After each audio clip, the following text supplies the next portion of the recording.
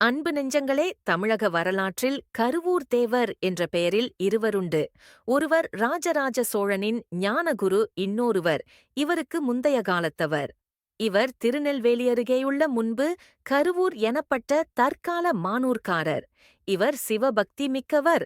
ஒருமுறை திருநெல்வேலி நெல்லையப்பரை தரிசிக்க வந்தபோது நடை சாற்றப்பட்டிருந்ததால் வெளியே நின்று நெல்லையப்பா நெல்லையப்பாவென அழைக்க எந்த பதிலும் வராததால் ஈசனிங்கில்லை எருக்கிழவும் என்று சபித்துவிட்டு போய்விட்டார்.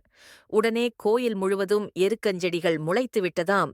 இதனால் நெல்லையப்பரும் காந்திமதியும் மானூர் சென்று இவருக்கு காட்சி கொடுத்தனர். இதனால் மனம் மகிழ்ந்தார். அதோடு இருவரும் அன்பனே, தங்கள் சாபத்தை வாபஸ் வாங்கப்படாதோ என்று சொல்லவும், இவரும் மீண்டும் அங்கு வந்து ஈசனிங்கண்டு எரக்கரவும் என்று சொல்ல எருக்கஞ்செடிகள் மறைந்துவிட்டதாம்.